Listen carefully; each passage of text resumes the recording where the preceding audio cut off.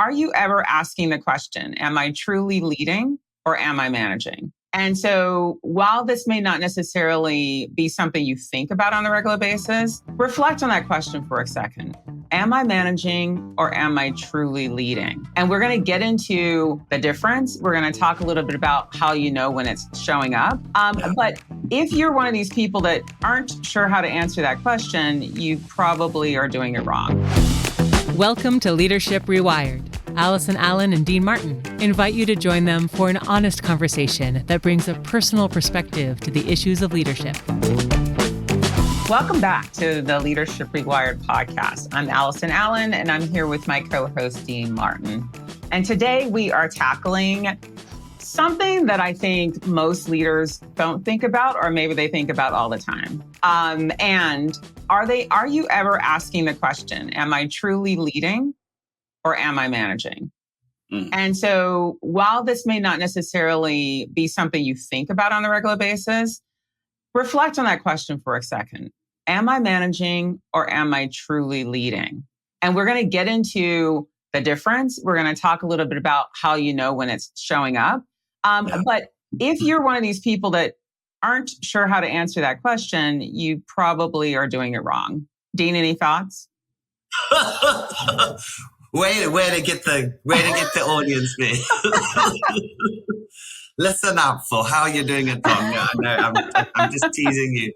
I like what you've said there as a question, which is if you're even thinking, I wonder about this. Maybe there are opportunities for you to do a little bit more leading. And I think, what you and I are going to chat about here today, Allison, is like, where do the acts or the behaviors of managing and leading overlap? Yep. Where they're complementary? When do you actually need to, quote unquote, manage? When is leading needed? But our big push is really if you're only doing the managing, if the bulk of your time with your people is spent in some of those behaviors, then you're missing a trick. You could be holding yourself back. So yes, I didn't maybe actually try to scare people, but I do think it's really important to do a little bit of reflective exercise every now and then. Oh, don't worry. There'll be some reflection in here, and I also want to add like what I think I experience when I'm doing these podcasts with you. Because we're thinking out aloud as much as we prepare for a topic. It's also like in the moment, real stuff's happening, and that it's like a talking therapy. And that I also reflect on the leaders I've had in 25, 30 years of work, and how I have led in 25, 30 years of work as well. So I'm never far away from reading a thing and going, oh crap, I used to do that. Or like, yes, I believe in that. That's important. I was good at that, or whatever it is. So, as I'm saying to the folk who are listening here, how lovely. Let's just let it kind of wash over you as well, that you do get to reflect and say, yeah, I'm doing some of this good stuff. What else can I do differently? You clearly give a shit because you're listening. Yeah. You're invested in your own leadership. So let's dig in. Yeah. So let's first, because you kind of introduced the idea, like when we go into these podcasts, you always reflect on like your past experiences, right? Yeah. Do you have a story that you'd be willing to share when you knew you were being managed by somebody who is a straight up 100% manager? Oh, Allison, I don't Something you're willing think... to share? I'm happy to dive in and get one. No, I'm happy to share it. I mean, will you give us one as well? Yeah. Yes, I will. Yeah. Okay. So I won't have you be out there by yourself. No, that's all right. So thank you. You don't have to name companies or anything like that. No. You could just talk about the person. No, I shan't do that. But so what I would say is, I'm always going to be talking about managing and leading almost in the same breath. Yeah. Because and let me just make a quick distinction, and I'll tell you then a little story or just some reflections, is that managing for me my understanding of it and my experience of it is that it's the tasks, the behaviors, it's the thinking that tends to be more immediate or short term. Mm-hmm. So if you're trying to get work done, it's about giving a directive quickly. Do this. This is what we're doing this week. It's kind of immediate stuff. Mm-hmm. Less of the leadership, which would be longer term. What's our vision? What's the purpose for this quarter? Or what's the purpose of our department? So you can see how we still need a little bit of a managing. Mm-hmm. Sometimes you do need to tell people, do this, do that. Mm-hmm. But if you're only doing that, you're only managing. Or if you're trying to increase standards of like how well people are working, mm-hmm. a manager might do that by modeling best practice or by mm-hmm. saying, I'm taking that work back off you. This is how I want it done. And sometimes that's called for. But if you're only doing that, if you're only managing in that way, in the micromanaging way, you're not really developing your people. That's, I would see, as leadership. You want to improve the performance of people. Are you mm-hmm. coaching? We know that takes time. Are you developing them? Are you spending time with them? So it's kind of a distinction between a shorter term, immediate, what's the objective of me doing this in this way as a manager, versus what is my longer term objective that I am building sustainability as a leader. I'm prepared to sort of disrupt things as a leader. Whereas a manager, I see as almost maintaining the status quo in a way. So I have definitely had a leader, one in particular I can think of, where mm-hmm. I think the bulk of her time was spent in the managing department. So maybe there were a few times where she might have spoken about the vision of the function or what she's hoping for us to achieve. There was still, we still chatted about that. Yet the bulk of my interactions with her were receiving the short term, do this now, or this is how I want it done. Here are the specifics. Dean, you did it this way. I'm taking it back off you. I want it done that way. Got it. So I felt like I received a lot of the shorter term managing stuff, and there was less of is this person seeing me here for a long time? Are they developing me long term? Do they have a talent development plan for me? Right. And that was short story, very hard and soul destroying. And I don't use that word. Wow. Yeah. Wow. Yeah. Sounds like it may not even been managing. Sounds like there could have been something else going on with her. She sounds, I don't know if she said she, but they sound a little toxic.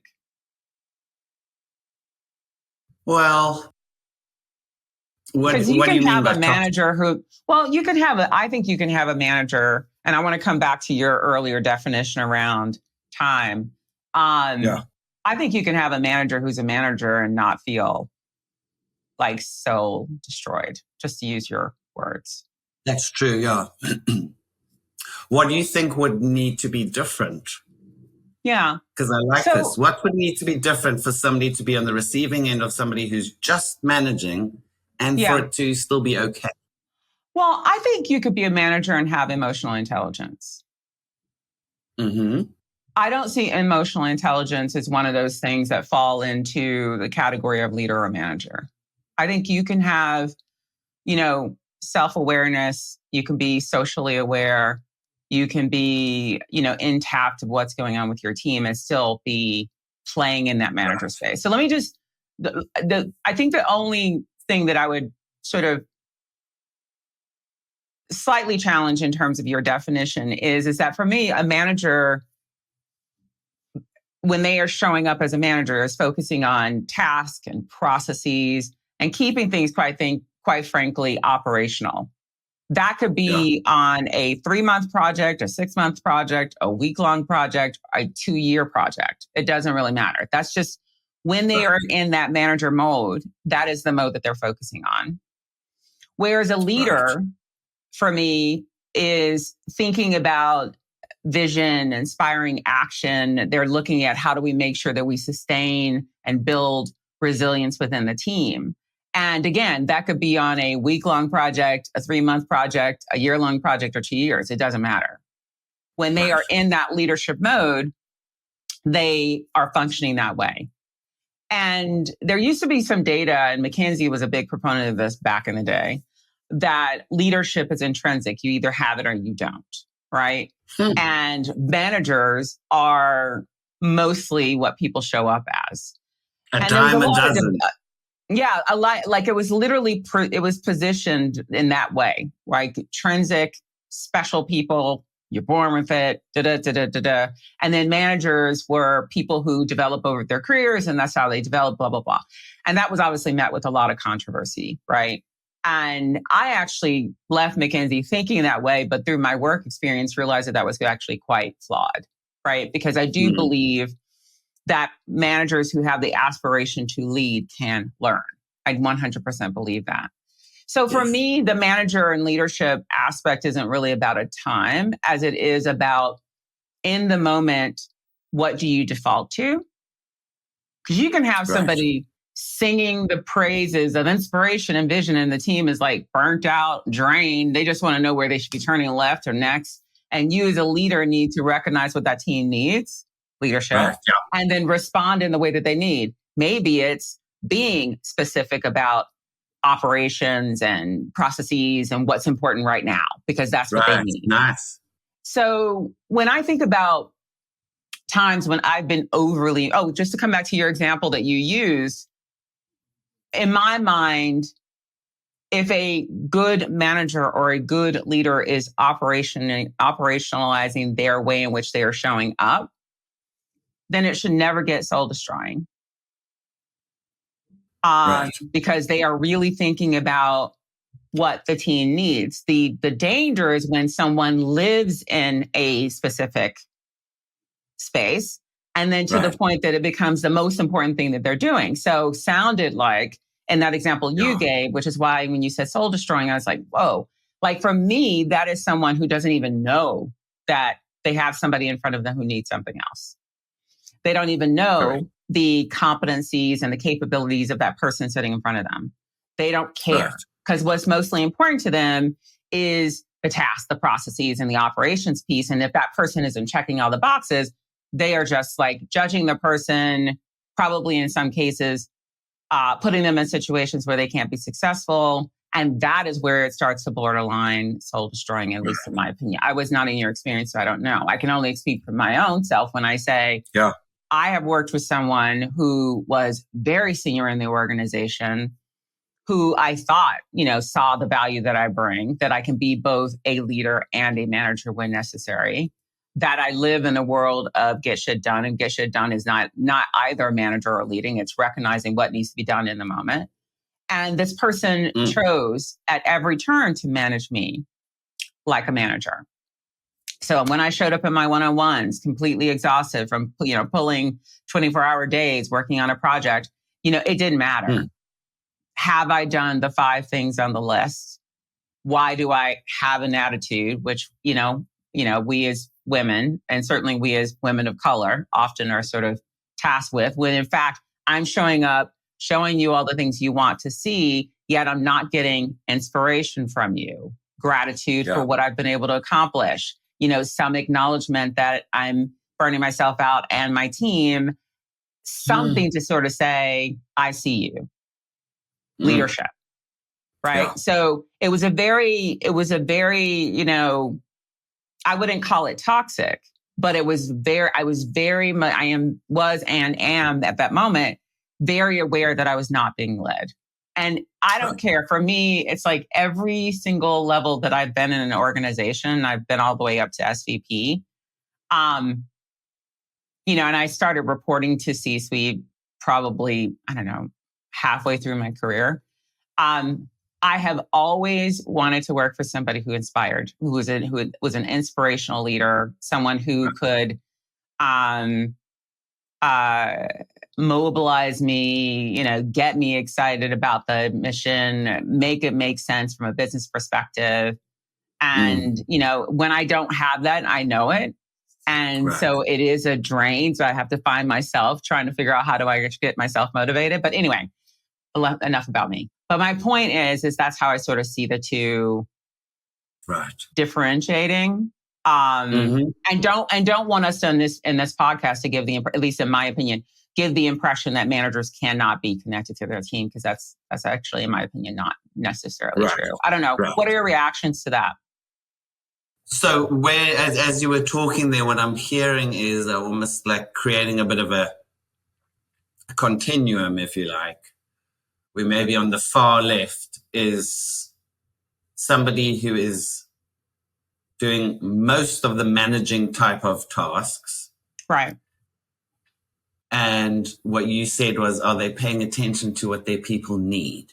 So on the far left, this is just how I do the work. And I don't care whether it's needed or not. They may not say it. I'm not vilifying them, but they're unable to even click out of it.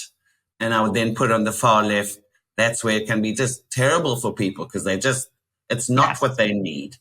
It's not what they need, nor what the situation calls for. Then maybe we've got something moving a little bit more towards the middle, which is somebody whose preferred style or their default that you said, tends to be more operationally focused. They can still have emotional intelligence. So it's, they're still managing well. They're meeting those kind of job demands. Yeah. But what is absent, it's more around what's absent is can I really create a compelling vision or something inspiring? Or is there do my people really feel like they're developing long term? So you could still be really good, I think, from what I'm hearing you say. You could be a good manager with emotional intelligence, and you care about your people, and they feel okay, and they come to work, and they do nice stuff, and everything's nice. Right. But on the far right, we're now seeing somebody who, again, still needs to be operationally sound and knows when to be a manager and be directive and say, quick, let me deal with this issue for you right now, or this is high stakes, I'm doing it. Who can do that, but is spending a lot of their time or is very comfortable in what I'm calling like a longer term, but like a visionary. Yes. I care about you. I care about this organization. The way in which I'm speaking to you or organizing my time is oriented about this kind of sustaining and growing something innovative and interesting and a bit more disruptive because it's necessary. Yeah. I think I love what you just said. And the only thing I would sort of, the one thing I just want to zero in on what you said, which is part of that leadership is recognizing that your people need some kind of vision. Yeah. Again, they need some inspiration. So while I may be, as a manager, able to execute strategy really, really well, sometimes I need to tap into that leadership capability that actually helps me shape strategy, right? While I may be really great at giving people direction, sometimes I need to tap into that capability that allows me to develop them. So directing and developing are completely different things, right? I think when you think about development, you are bringing the person that you're managing into whatever it is you're building, whatever you're thinking about, whatever creativity you're trying to drive. And so I love what you said. I just wanted to just bring that piece in, because I think if you're sitting there as a leader thinking, I do that, I really want to draw that distinction between execute, shaping, strategy.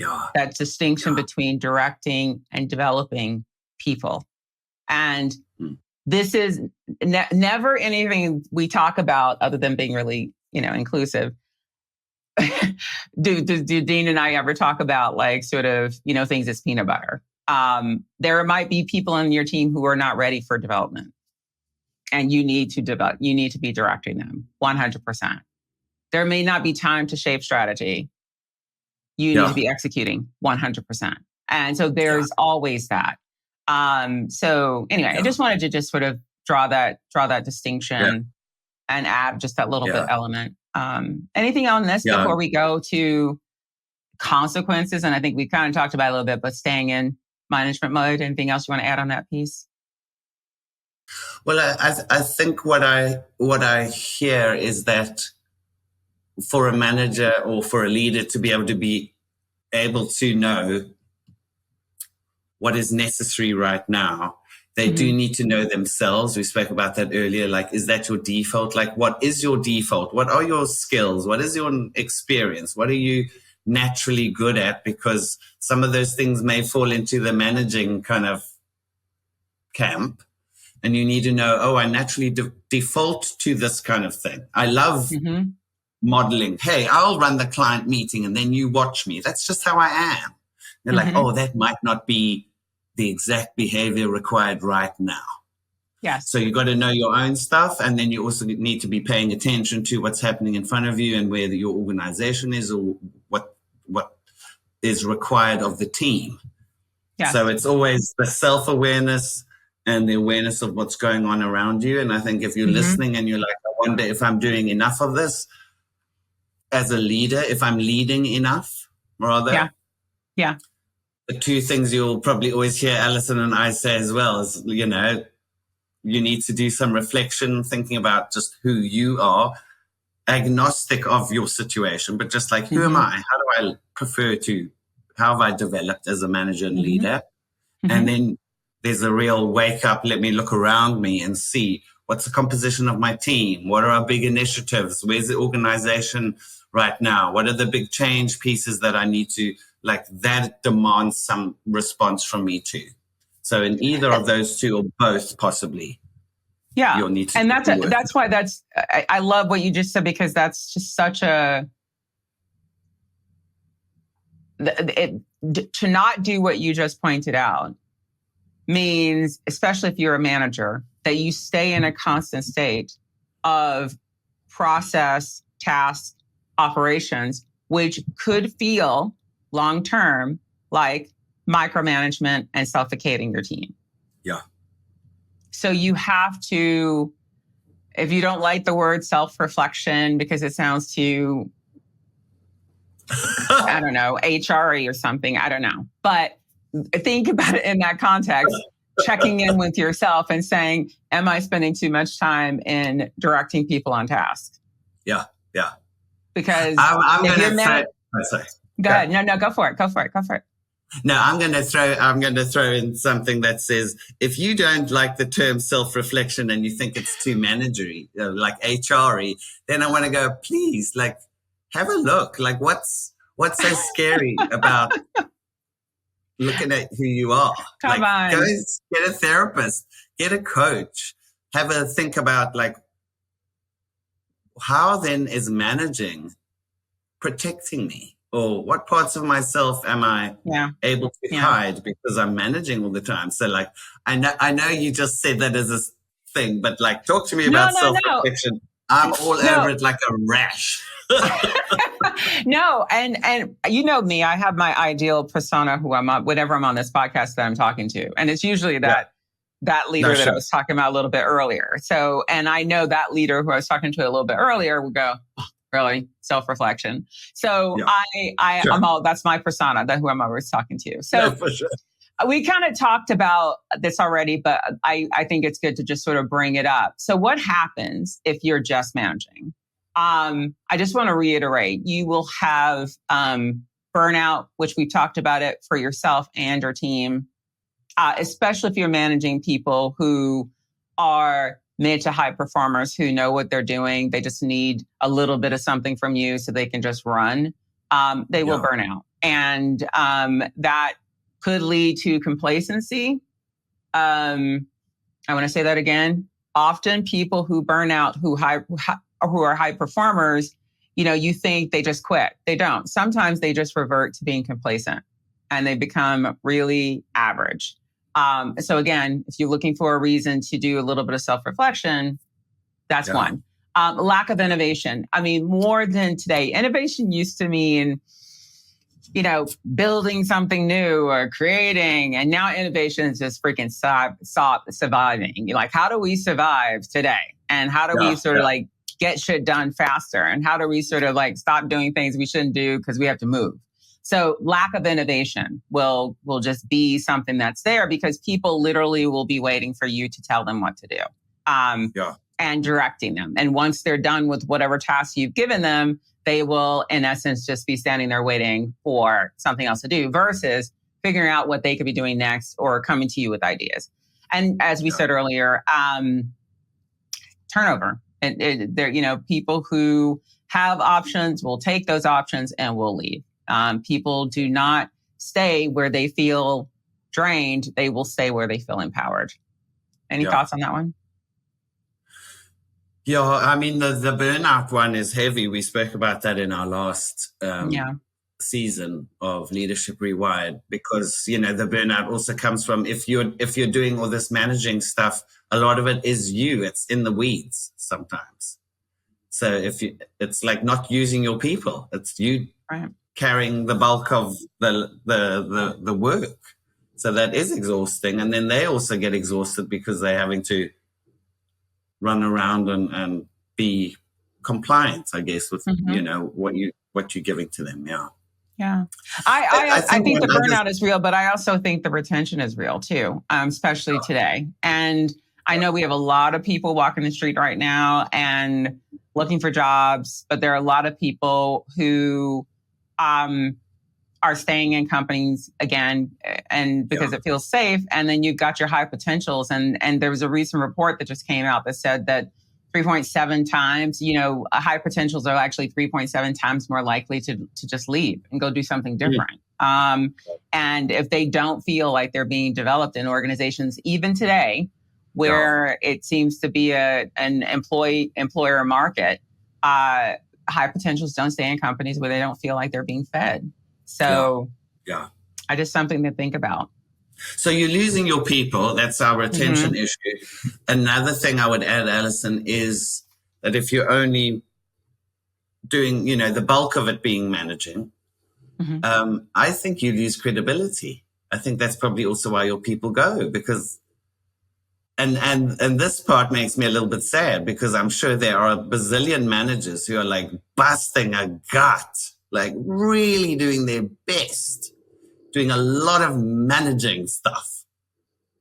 And they've got a team of people just going, she's useless because I don't feel alive and I don't feel connected to the work. And she didn't even use me for half the things I'm capable of. And even when I show the initiative, I get pulled back on track. And I think you lose credibility, and I think you probably stall even in your career as well, that you become overly dependent on those skills as a manager to manage, and that you're not really stepping up and doing what we expect of more senior leaders, which is like, do you have the vision? Are you able to, because of your positional power, whether you're a first line leader or C-suite, because of that positional power, are you able to do things and see and prepare and plan and motivate that your people cannot see? If you're not giving them that, you're not leading, actually. You're just like the boss of busy work. That's right. And the people who are the bosses of busy work, I think, eventually get to a point where they're not getting promoted because they're not really adding value. They're just like a super administrator of work. Yeah. So I want people to be able to grow and enjoy what they're doing too, not say, why am I getting passed over promotion or, Yeah. Yeah. Which they say all the time. So how do we shift, Dean? How do we shift from managing to leading? I think to look around you and to see, I would say, look at the leaders around you. I'm a big fan of not having to do some of this work or development on your own. So look at your peers, look at people who've led and managed you, and see, where am I similar to this person, or what are some of their attributes or ways of leading that have made me come alive, or me feel like I really want to give of my best work. How much of that am I possessing or demonstrating? So it is a self-awareness thing, but it's not necessarily in a dark room, but it's a it's a wake up. Let's look around and see what are those great models of leadership I'm seeing about me. Asking your peers as well, asking them like of the things that I'm good at or that I spend a lot of my time doing. Can you give me a rundown? Like, what are they? And then you're almost getting feedback, and you can almost look at that list and go, oh, a lot of that stuff is perhaps operational. It's like a short term, or it's about being excellent as me. I'm not hearing from them a lot about pushing or creating something new or bringing my people along with me. And then you've also always got your team. They're the best and the most important bunch of people that you're working with. You're the most important person to them in the organization, believe it or not. And so there are ways, whether it's a 360-degree assessment or whether it's just through your connections with them through one-to-ones. You don't have to position it as, hello, Joseph, please tell me, am I a good manager or a good leader?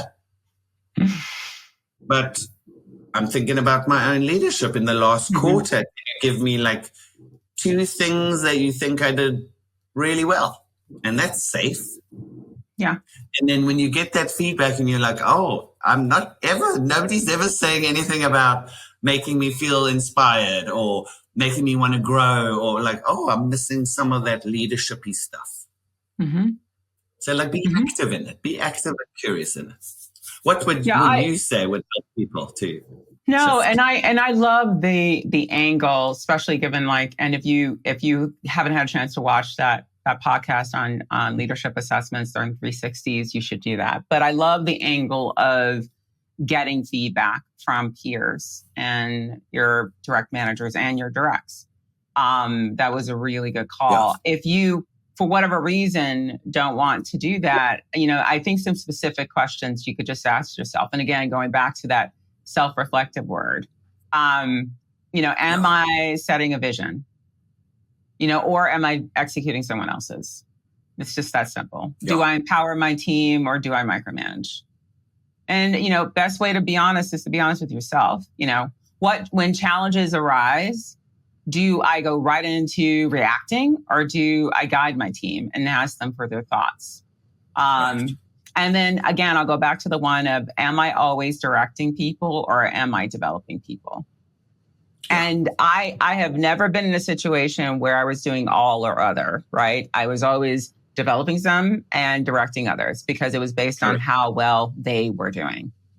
I think it's really important to recognize that when you are leading, you are not focused on just today. You are also focused on the future.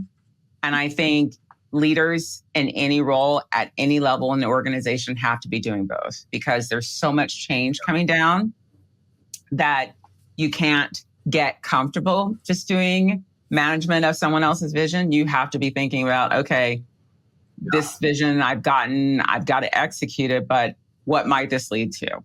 Any other ones that you'd add to that in terms of if you decide not to go to self-assessment? Yeah. Well, the vision piece, a quick way to even decide whether you're being visionary or not is even to go, can I articulate my vision? If you're like, oh, it's obvious. Well, maybe it's not that obvious. If you're like, well, of course, I work in whatever. Like, no. If you don't even know what your vision is, that's your first indicator. And again, you are a leader, so speak to your people. It doesn't have to be feedback. You can do on a Zoom call, and we're all gonna just write down what is the one thing that is the most important thing about our function for this quarter. Pop it in the chat or on a post-it note. What do you think? You'll get feedback very quickly. Like, is there an agreement around where people are, what they're saying around what the vision is, whether you call it vision or not? You'll see, or whether you're getting 10 different answers that are kind of similar, but they're not.